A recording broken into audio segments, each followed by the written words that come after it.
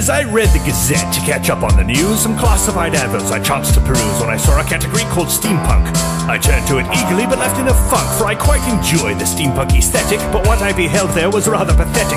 These intrepid online auctioneers had just taken modern objects and stuck on some gears. It's simply not cricket, it shouldn't be done, but it's clear how their thoughts had run. Just glue some gears on it and call it steampunk. That's the trendy fashion nowadays. A copper-painted chunk of some 1980s junk will fetch a pretty penny on eBay. But it got even worse than that, I'm afraid, and as I went on, I became more dismayed, for they often didn't modify the things they wanted me to buy. Heavens to Betsy, they'll end up on regretsy. Steampunk is more than a mere mode of dress or decoration, so it brings me some distress to see a metal cicada described with that name, or a teacup, a mood ring, a silver gilt frame. Gluing on gears at least takes effort. This is sloth of the worst sort. Just glue some gears on it and call it steampunk.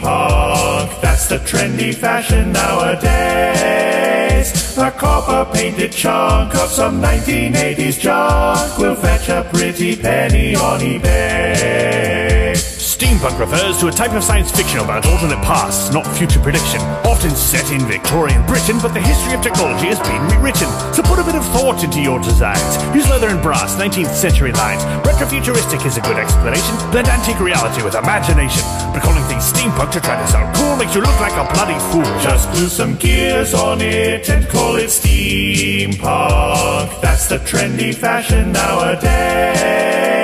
A copper-painted chunk of some 1980s junk will fetch a pretty penny on eBay. Gauges and rivets, copper tubing and glass lend a steampunk creation a real touch of class. Gears are appropriate to introduce if they look like they have a legitimate use. Although Nixie tubes are undeniably splendid, they date from long after the age of steam ended. Pity really, I just love Nixie tubes. Anyway, I hope you've comprehended. So use the word steampunk correctly, old chap, and don't use it to refer to crap. Just glue some gears on it and call it steampunk. That's the trendy fashion nowadays. A copper-painted chunk of some 1980s junk will fetch a pretty penny on eBay.